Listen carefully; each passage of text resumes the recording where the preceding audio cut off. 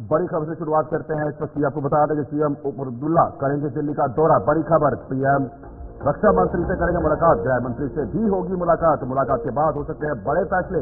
4 नवंबर से विधानसभा सत्र की शुरुआत होने जा रही है। बड़ी खबर इस वक्त आपको बता दें, मुख्यमंत्री उमर अब्दुल्ला दिल्ली का दौरा करेंगे। दिल्ली के दौरे के दौरान प्रधानमंत्री से, रक्षा मंत्री से और गृह मंत्री से मुलाकात करेंगे सीएम उमर अब्दुल्ला। और मुलाकात के बाद कई बड़े फैसले जो है वो लिए जा सकते हैं और विधानसभा सत्र की शुरुआत जो है वो 4 नवंबर से होने जा रही है। बिल्कुल, उमर अब्दुल्ला मुख्यमंत्री बनने के बाद ये पहली बार राजधानी दिल्ली का दौरा करेंगे और ये दौरा होगा राज्य के दर्जे को बहाल करने को लेकर, क्योंकि पहली कैबिनेट में राज्य के दर्जे पर प्रस्ताव पास हो चुका है और उस प्रस्ताव को लेफ्टिनेंट गवर्नर मनोज सिन्हा ने भी अपनी मंजूरी दे दी है। लेकिन अब सबसे बड़ा सवाल है कि मुख्यमंत्री उमर अब्दुल्ला जब दिल्ली पहुंचेंगे, दिल्ली में बड़े नेताओं से मुलाकात करेंगे, प्रधानमंत्री मोदी से उनकी मुलाकात होना संभव है। उसके साथ साथ गृह मंत्री अमित शाह से मुलाकात कर सकते हैं, रक्षा मंत्री से मुलाकात कर सकते हैं और मुलाकात करके सबसे पहले पीएम मोदी से राज्य के दर्जे की बहाली को लेकर बातचीत होगी। क्या राज्य का दर्जा वापस लौटेगा या नहीं, उसके बाद अन्य मुद्दों पर भी चर्चा यहां पर मुख्यमंत्री कर सकते हैं। बेहद अहम दौरा ये माना जा रहा है। हालांकि अभी तक इस दौरे को लेकर समय सीमा तय नहीं हुई है कि आखिर कब उमर अब्दुल्ला जो वो दिल्ली का दौरा करेंगे, लेकिन बहुत जल्द ये दौरा हो सकता है। शायद अब बिल्कुल काफी अहम ये दौरा माना जा रहा है। 4 नवंबर से विधानसभा सत्र की शुरुआत होगी और वो भी काफी अहम रहने वाले 10 साल के बाद ये होगा, देखने को मिलेगा। और जिस तरीके से ये विधानसभा सत्र रहेगा तो काफी ये भी खास रहने वाला, जिसमें से पहली कैबिनेट की बैठक में प्रस्ताव पारित किया गया जिस तरीके से जम्मू कश्मीर की स्टेटहुड बहाली का, और वो देखने वाली बात है अब जब प्रधानमंत्री, गृह मंत्री और रक्षा मंत्री से मुलाकात होती है वहां पर क्या कुछ निकल के सामने आता है। बिल्कुल, और बहुत महत्वपूर्ण जम्मू कश्मीर का इस वक्त मुद्दा स्टेटहुड को लेकर, राज्य के दर्जे की बहाली को लेकर, जिसको लेकर न मात्र भारत की नजरें हैं बल्कि पूरे विश्व की नजरें हैं कि क्या जम्मू कश्मीर को लंबे समय यानी 6 साल के बाद राज्य का दर्जा मिलेगा या नहीं। 10 साल के बाद चुनाव हुए, 6 साल के बाद यहाँ पर चुनी हुई सरकार मिली, लोकतांत्रिक सरकार मिली और स्टेटहुड का मामला अब 6 साल के बाद क्या सुलझ जाएगा या फिर उसी गुत्थी में उलझता हुआ नजर आएगा, ये सबसे बड़ा सवाल। इस वक्त न्यूज रूम में हमारे साथ गुलिस्तान न्यूज के एग्जीक्यूटिव एडिटर गौहर साहब जुड़ चुके हैं। मैं उन्हीं से जानने की कोशिश करूंगा कि इस वक्त की जो स्थिति है, उमर अब्दुल्ला के सामने जो चुनौतियां हैं उनसे कैसे वो लड़ेंगे और क्या स्टेटहुड का दर्जा उमर अब्दुल्ला दिला पाएंगे या नहीं, ये बड़ा सवाल है। बहुत बहुत स्वागत, शुक्रिया आपका समय देने के लिए। देखिए, जहाँ तक स्टेटहुड की बात करें तो थोड़ा सा हमने पीछे चलना होगा। एक क्रोनोलॉजी जो होम मिनिस्टर साहब अमित शाह साहब ने parliament on the floor of the house बताई थी। क्या कहा था कि जनाब हमने ये दोस्त ड्यूटीज बना दी है, अब परिसीमन होगा, उसके बाद चुनाव होंगे, चुनाव के बाद जब इलेक्टेड गवर्नमेंट आएगी तो उसके बाद हम स्टेटहुड जो है वो रेस्टोर करेंगे, ये हमारी कमिटमेंट है और प्रॉपर टाइम में सब कुछ होगा। तो बैक टू बैक आप देखिए, लोकसभा के चुनाव हुए, असेंबली के चुनाव हुए, चुनाव के बाद सरकार बनी और सरकार ने अपना पहला काम क्या किया, उन्होंने प्रस्ताव लाया कि हमने जी पूर्ण राज्य का दर्जा दिया जाए। हमें एक स्पेसिफिक ओरिएंटेड जो लक्ष्य दिखा गया कि वही स्टेट चाहिए जो पहले थी, उसी तरीके का जो स्टेटहुड हमें चाहिए।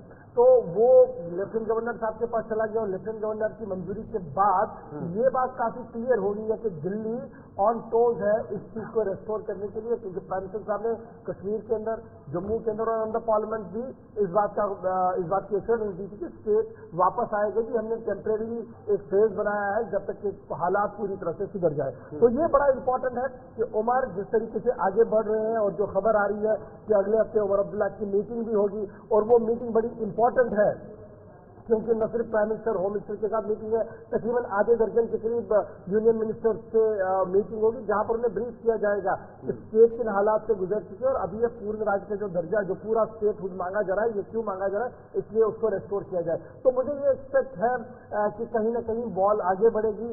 नो डाउट कि एक बड़ा इम्तिहान अभी आगे है, लेकिन कितना जल्दी ये होगा कहना मुश्किल होगा। लेकिन जरूर बीजेपी ने पहले इसका एश्योरेंस किया है, लेकिन जो एक डिप्लोमेटिक सिस्टमैटिक वे होता है और जो एक टेक्निकल ये होता है उसको अडॉप्ट किया पहले दिन ही उमर अब्दुल्ला ने, जब उन्होंने रेजोल्यूशन लाया और खामोशी के साथ रेजोल्यूशन लाया।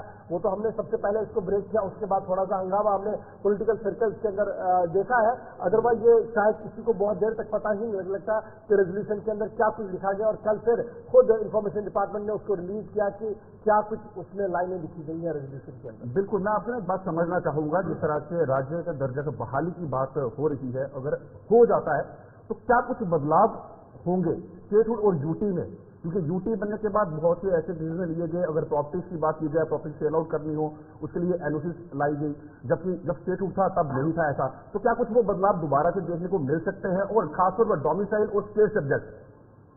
जैसे डोमिसाइल और स्टेट सब्जेक्ट का जो मैटर है ये 370 के साथ जुड़ा हुआ है, इसका स्टेटहुड के साथ ज्यादा कोई लेना देना नहीं है। लेकिन जब आप स्टेट में आते हैं तो आपका जो चीफ मिनिस्टर है वो ऑटोमेटिकली पावरफुल हो जाता है, आपका जो कैबिनेट है वो मजीद पावरफुल हो जाता है as compared to old one जिस वक्त दिया। अभी क्या हुआ कि एक छोटा सा रेजोल्यूशन था कि स्टेटहुड लाना है, तो कॉपी कहाँ चली गई? लेफ्टिनेंट गवर्नर साहब के। अगर वो वहां रोक देते तो उमर साहब कुछ नहीं कर सकते थे, दोबारा लानी पड़ती। लेकिन वहां से आगे बढ़ी तो ये पता लग रहा है कि सारे पावर्स उमर के पास नहीं है, चीफ मिनिस्टर के पास नहीं है, और जब ये स्टेट में आएंगे तो ये फुल फ्लेजेड चीफ मिनिस्टर बनेंगे। स्पेशली लॉ एंड ऑर्डर वाला मामला जो है वो स्टेट के हाथ में आएगा, रेवेन्यू वाला मामला स्टेट के हाथ में आएगा, फाइनेंस वाला मामला स्टेट के हाथ में आएगा, जहां पर कुछ मेजर डिसीजन भी बाद में लिए जा सकते हैं। अभी जिस तरीके से कोशिश की जा रही है कि आप काम करें उसमें उमर काम कर पाएगा, एक बड़ा सवाल है। लेकिन जहां तक आपका सवाल है कि क्या बदलाव होगा, डायरेक्टली आईएएस आईपीएस अफसर जो है वो चीफ मिनिस्टर को रिपोर्ट करेंगे, लेफ्टिनेंट गवर्नर साहब गवर्नर बन जाएंगे, तो उनका एसेंट और डिसेंट वाला मामला तक ही रहेगा, ज्यादा वो इंटरफेयर गवर्नमेंट में नहीं करेंगे। अभी अगर आप देखेंगे तो ज्यादा पावर्स लेफ्टिनेंट गवर्नर साहब के पास है, उमर साहब के पास बड़े कम पावर्स है एज ए चीफ मिनिस्टर के तौर पर। यही वजह कि अगर पूरी स्टेट बनती है तो मेजर डिसीजन स्टेट ले सकती है और बहुत सारी राहत भी हो सकती है। गवर्नर जब ये डिसीजन प्रस्ताव सामने आया, जब प्रस्ताव पास किया गया कैबिनेट के अंदर, उस समय विपक्ष ने निशाना साधा उमर अब्दुल्ला पर। जो क्षेत्रीय पार्टियां हैं उन्होंने सवाल खड़े किए कि आप बीजेपी के रास्ते पे चल रहे हैं। जब बीजेपी ने कहा है, सरकार ने कहा है कि हम स्टेटहुड देंगे तो आपको प्रस्ताव पास करने की क्या जरूरत है, और अगर आपके मैनिफेस्टो में मुख्य मुद्दा 370 था तो उसको लेकर कोई बात क्यों नहीं गई? उस पर भी उमर अब्दुल्ला ने साफ कर दिया है कि विधायिका का मामला है, जो हमारे पास है वो सबसे पहले हम करेंगे। क्या एक रास्ता है स्टेटहुड लाना, उसके बाद जब पावर्स आएंगी तो बाकी काम नहीं होंगे? देखिए, स्टेटहुड रेस्टोर करना बड़ा इंपॉर्टेंट है। मैंने पहले ही कहा कि बहुत सारे मामले आपके अटक जाएंगे अगर स्टेटहुड नहीं हुआ। जैसे बिजली वाला मामला है, गैस सिलेंडर वाला मामला है, चावल वाला मामला है, हर बार आपको एलजी के दफ्तर जाना पड़ेगा और एलजी साहब का मुंह होगा तो करेगा, नहीं होगा तो वो रुक जाएगा मामला। इसलिए स्टेटहुड बड़ा प्रायोरिटी है जहां तक लोगों के मसले की बात है। जहां पर पॉलिटिकल इश्यूज की आप बात करेंगे कि जनाब देखिए कि हमने 370 रेस्टोरेशन करना है, वो एक बड़ा प्रोसेस है, वो सिर्फ और सिर्फ पार्लियामेंट ऑफ इंडिया कर सकता है। और पार्लियामेंट ऑफ इंडिया के बिना अगर आप सुप्रीम कोर्ट भी दोबारा जाएंगे तो एक डिस्प्यूटेड एलिजिबिलिटी में आप चले जाएंगे जरूर, लेकिन वहां से हो जाएगा नहीं होगा देखने वाली बात है। यही वजह है कि उमर ने दो लाइनें की। एक लाइन स्टेटहुड कैबिनेट का फैसला था, इसलिए कैबिनेट से होते हुए वो जाएगा। जहां तक 370 का मामला है वो असेंबली का मामला है, तो असेंबली में रेजोल्यूशन आ रहा है, जहां मेरे सोर्सेज वो कंफर्म कर चुके हैं कि 2 तारीख को जब सेशन होगा, 3 या 4 तारीख को पहला रेजोल्यूशन यही है कि स्टेट को रिस्टोर किया जाए, 370 को रिस्टोर किया जाए। लेकिन ये देखना होगा कि वो रेजोल्यूशन जब आएगा जिस पर बात होगी, एक विपक्ष, मजबूत विपक्ष है बीजेपी, उनका स्टैंड उस पर काफी क्लियर है, लेकिन उसके बाद जब वो दिल्ली चला जाएगा, क्या उस रेजोल्यूशन का हाल ऑटोनॉमी जैसा होगा? क्योंकि ऑटोनॉमी का रेजोल्यूशन 1/3 मेजोरिटी के साथ पास आउट हुआ था। नो डाउट उसमें बीजेपी ने कुछ सवाल भी उठाए थे, लेकिन वो पूरा किताबचा 300-400 पेजों का जो किताबचा बना था, वो जब होम मिनिस्ट्री में गया, प्राइम मिनिस्टर में गया, किसी ने उसको पढ़ा भी नहीं, आज तक वो मामला भी नहीं आगे बढ़ा। तो इसका हाल भी ऐसा ही होगा, वो आगे देखना पड़ेगा। बिल्कुल। एक सवाल हो रहेगा मेरा आपसे कि जिस तरह से सबसे बड़ी पार्टी जम्मू कश्मीर की नेशनल कॉन्फ्रेंस लेकर के सामने आई है, और जिस तरह से मैनिफेस्टो में उन्होंने हर बात का जिक्र किया है, तो वो कितनी बड़ी चुनौती जो है वो नेशनल कॉन्फ्रेंस में रहने वाली है, और विधानसभा सत्र जैसे लगता है तो वहां पर समन्वय बनाते रखना वो कितनी बड़ी चुनौती नेशनल कॉन्फ्रेंस के लिए विपक्षी दलों के साथ? देखिए, तालमेल बिठा पाना हर एक मुद्दे पर यह सवाल ही पैदा नहीं होता है। और इस पहले सेशन में अगर 370 पर रेजोल्यूशन आया, करारदाद आई, तो हंगामा ड्यू है, बीजेपी इसको टूथ एंड नेल करेगी, वो इसको आगे बढ़ने नहीं देगी।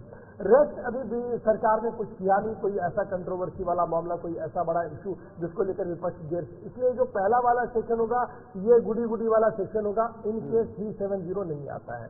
लेकिन इसके बीच अगर कैबिनेट ने डिसीजन लिया कि हमने दरबार मुंह को वापस करना, जो हमारी खबर है कि दरबार मुंह को शायद दूसरे या तीसरी कैबिनेट में लेकर डिसीजन लिया जाएगा कि इसको हम रेस्टोर करेंगे, कि जम्मू में वापस 3-4 महीने वो आए और कश्मीर भी इसी तरीके से 5-6 महीने वो चला जाए।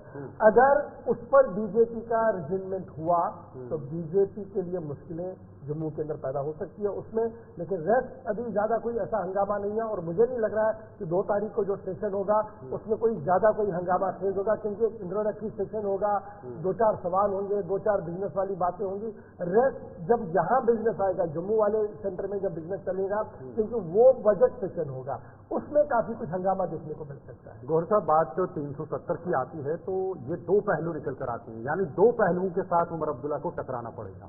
एक तो लोगों का दबाव, मैनिफेस्टो का एक अहम हिस्सा 370, लोगों का सीधा दबाव है सीएम पर कि आखिर 370 पर बात क्यों नहीं हो रही है, लेकिन दूसरी तरफ केंद्र सरकार के साथ तालमेल भी बना के रखना है।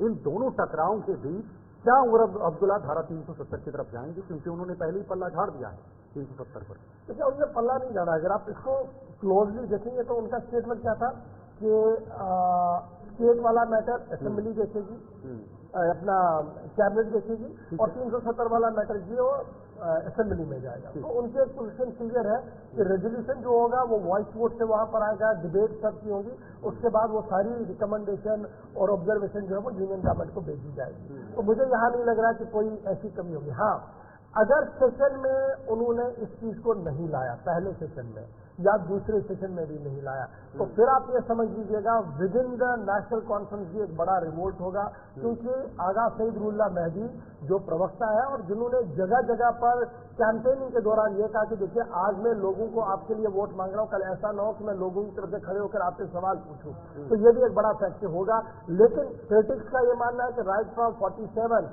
नेशनल कॉन्फ्रेंस ने हमेशा बीच का रास्ता लिया है, प्राइम मिनिस्टर से चीफ मिनिस्टर आए, फिर चीफ मिनिस्टर से कहां की ओर चले गए वो सारी चीजें देखते हुए उन्हें ये अप्रेहेंशन है शायद ये भी ठंडे बस्ते में जाएगा। लेकिन आज जिस तरीके की परिस्थितियां हैं, जिस तरीके का चीफ मिनिस्टर बात कर रहा है, जिस तरीके का उनकी बॉडी लैंग्वेज है, मुझे बिल्कुल भी ये नजर नहीं लग रहा कि चीफ मिनिस्टर कहीं पर भी चूकेंगे, क्योंकि उन्हें पता है कि अब की बार अगर चूक हुई तो हालात पीडीपी से भी बदतर उनके अगले चुनाव में होने हैं। तो मतलब 370 के लिए अभी फिलहाल जाते हुए नजर नहीं आ रहे हैं, क्योंकि केंद्र सरकार के साथ एक संबंध बना के रखना है, कोई ऐसी चूक अगर पहले पड़ाव पर उमर 370 के बदले स्टेटहुड को रेस्टोर कराने में कामयाब हुए, full fledged in organ and toto state restore हुई बिना किसी इफेंट बच के, तो ये उमर की कामयाबी होगी। देन अकॉर्डिंगली फिर सारी जिम्मेदारी बनेगी असेंबली पर।